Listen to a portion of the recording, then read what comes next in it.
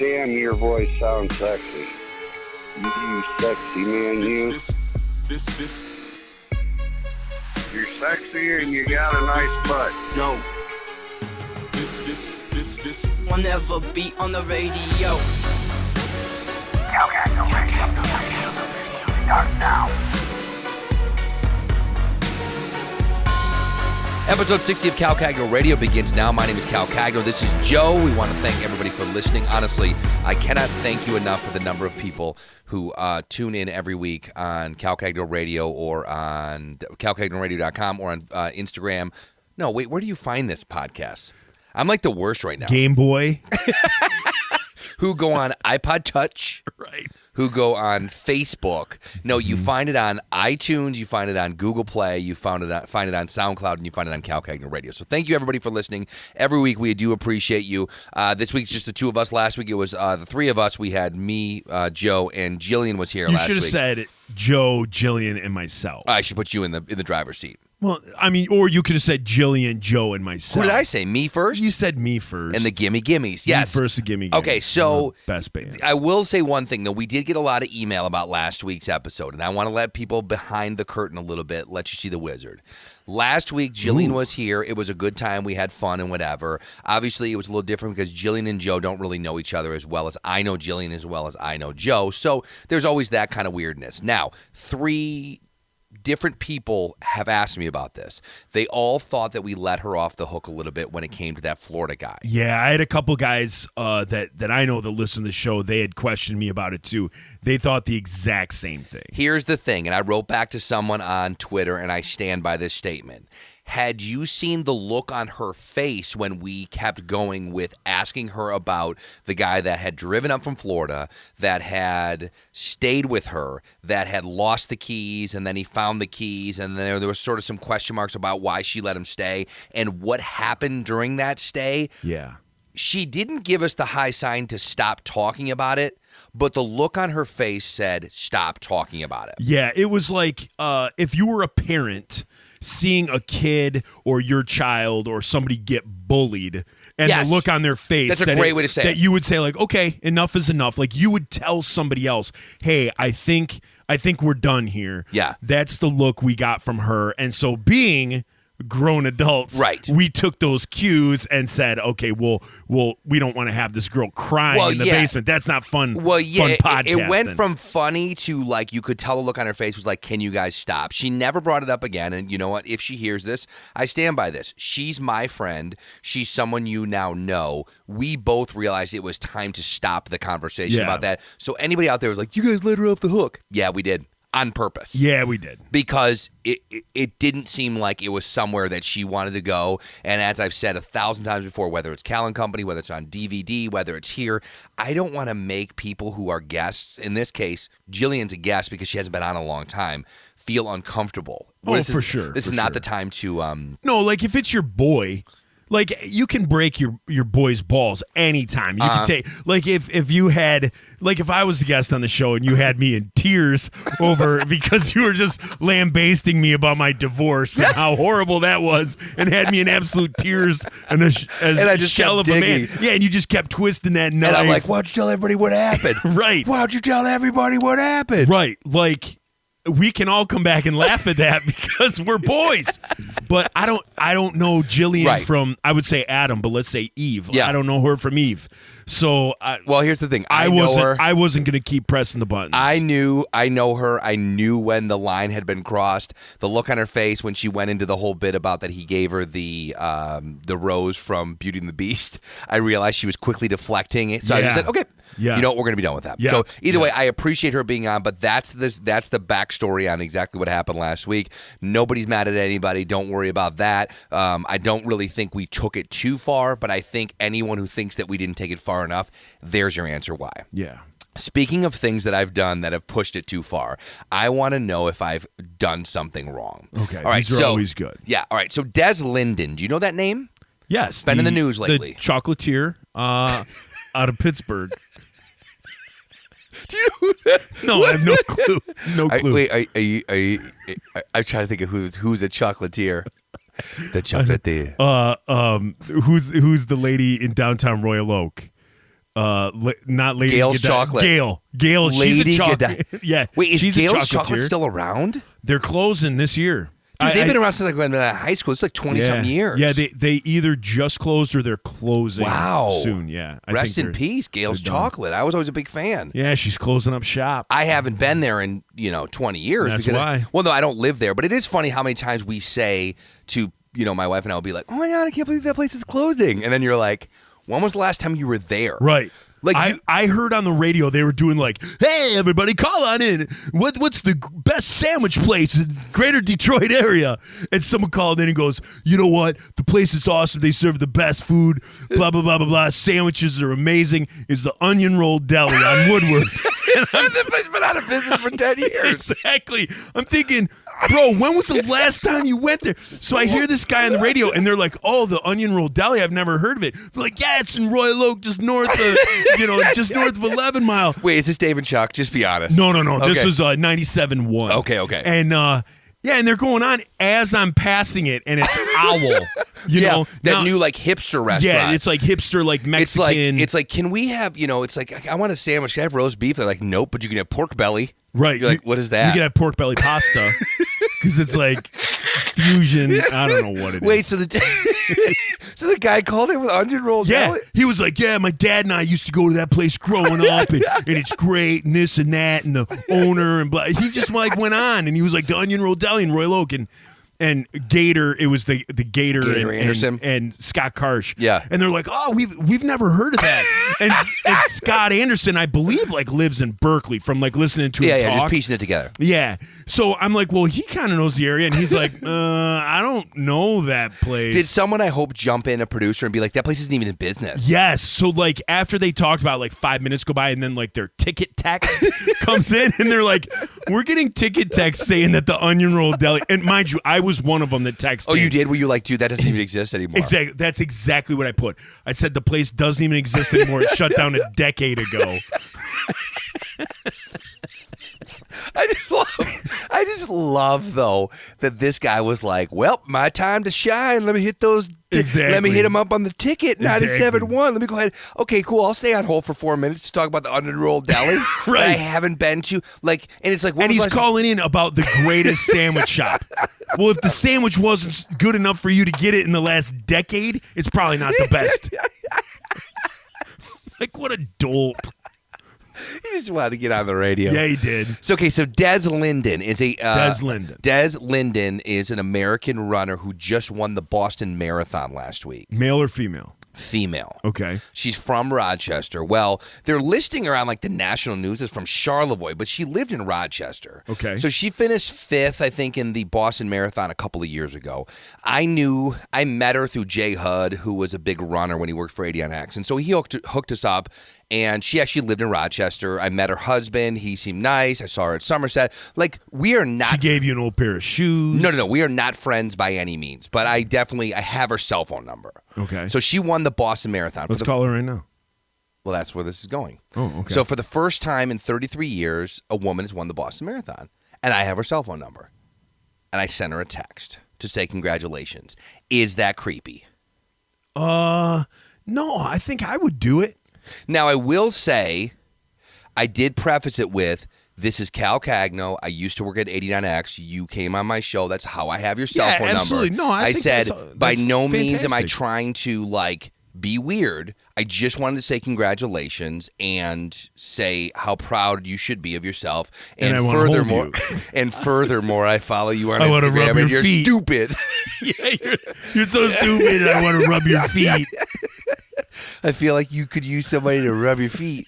After a long run, just a long run, and your body's glistening with sweat, and I could rub your feet, maybe, and brush your hair. So, I think she won last Sunday. Okay. And yesterday, I got a text back from her.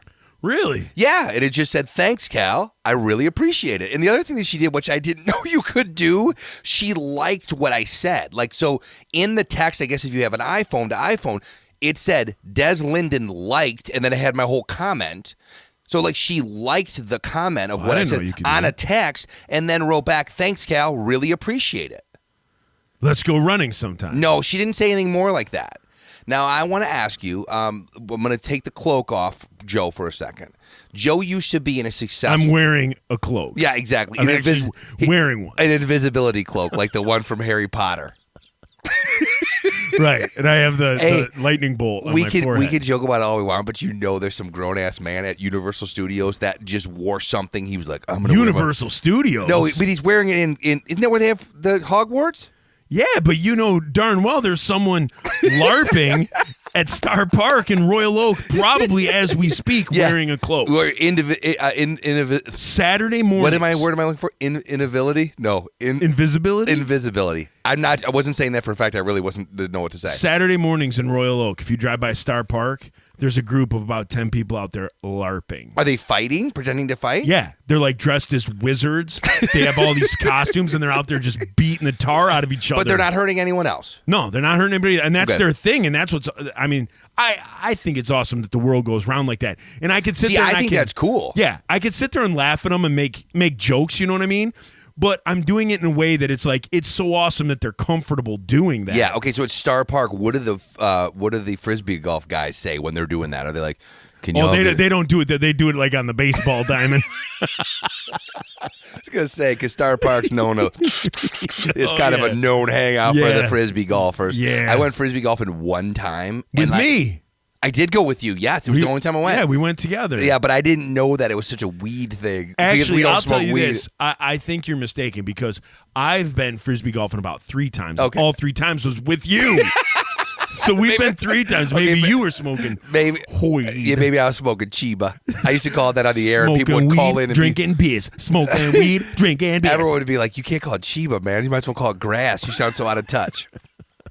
So anyways, Des Linden. Yes. So I texted her, you don't think that's terrible? No, not at all. Okay, cool. I think that's awesome. Now, you were in a successful band in the 90s to 2000s. I'm not saying that you're still not successful, but the band is years are past. Correct. Who's the most famous person in your cell phone right now that you can think of? You just smacking away at that. I mean, popcorn. Because someone did tweet in when they figured out what band you used to be in and wanted to know the backstory on Micah from 5 Iron Frenzy and why he's not in the band anymore. And you don't have to say it on the podcast, but someone did say, can I just do a podcast with just Joe and ask him questions about 5 Iron Frenzy? I'm like, really? Of all the bands in the world that ever played with you, you would pick 5 Iron? I mean, 5 Iron's a great band, don't get me wrong, but you want to know the backstory of Micah? Right. I don't know. Reese Roper to me is a bigger name. Yeah. I don't know who the most famous person is in my phone because a lot of people, I just consider my friends, and I'm also oh, that is such a Hollywood move. Is it? Oh, it is such Hollywood that you were just like, I don't even think of them as celebrities. They're my friends. I mean, I have the guys from POD. Mm-hmm. So, I have them on my phone. 5 Iron. But again, you have Valenti in your phone? Mike Valenti? Yeah. I don't. I mean, he's a name, but he's probably not as big a name as, Yeah. But as far as bands go, I mean, just thinking I didn't mean to put you on the spot. We didn't mean to talk about No, I mean this. the guys from Flatfoot 56. See that's the thing. As I say these, they're big, kind of Flatfoot 56 is from Chicago. They're like a 4-piece Dropkick Murphys, polka band, Flogging Molly. They're like that Irish punk. Oh, because you got Flogging Molly on your phone. Okay, cool. Let's go on. No, I never said that. Right? No, I didn't say it. No, I just think it's fun. It's just kind of like guys that are in bigger underground bands. I don't know anybody that's. I've met people over the had good interactions with people and on a tour and meeting people here and there. I mean, if you ask me the most famous we got to open for Alice Cooper, and stuff like that. So being able to meet him and we played at the time it was where the Phoenix Suns and the Arizona Coyotes played. Their sports, what was called America West Arena, where they played American sports. They were grown men, and they worked really hard all year, and then they competed in sports. We like sports. Yeah, I don't know why. The way I said it. The Phoenix Suns played basketball there. Actually, they didn't just play sports. Yeah, so they LARPed. I think what screwed me up was when I said both of the teams, and now I had to combine the Pistons and the Red Wings. They play sports, and they're arena. Right. It's a band play there. Kid Rock, holding it out. It's having time. Kid Rock.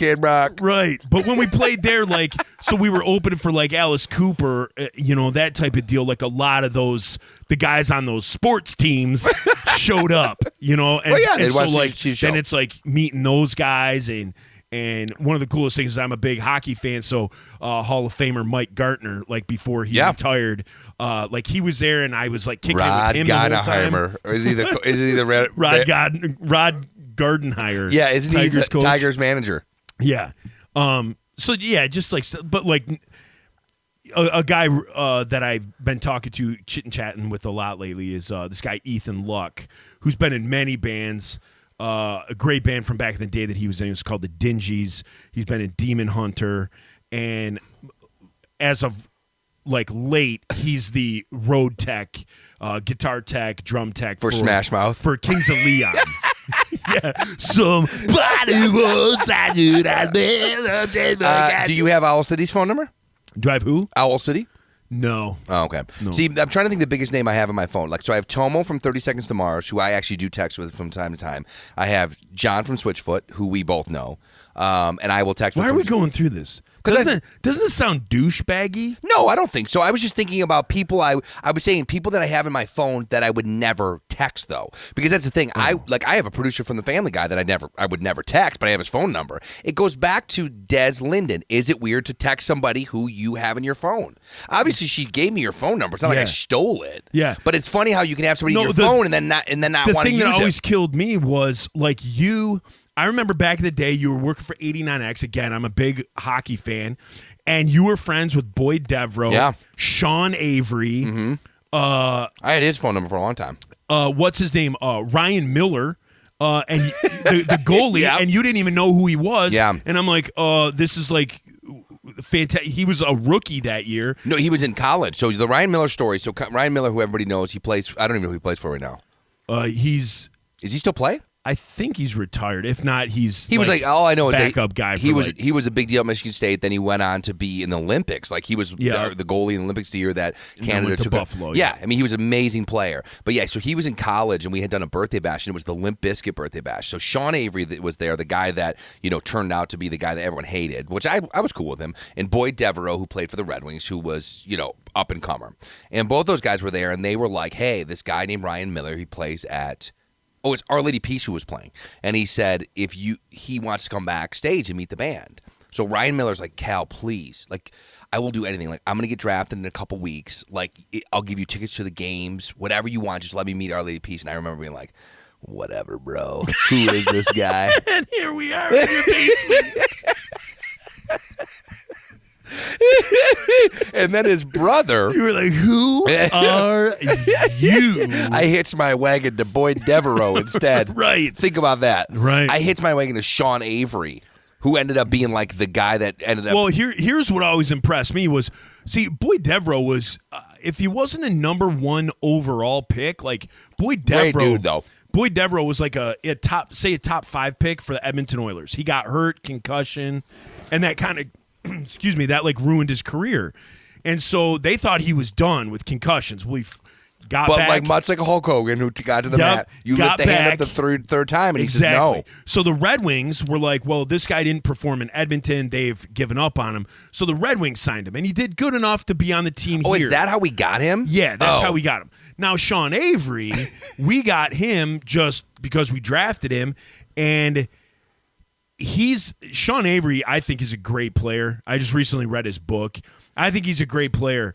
But I was always impressed that, like, you were like, oh, yeah, I'm like going golfing with, like, Boyd Devereaux and, like, Sean Avery. And I'm like, what? Yeah, we used to hang out. Take me.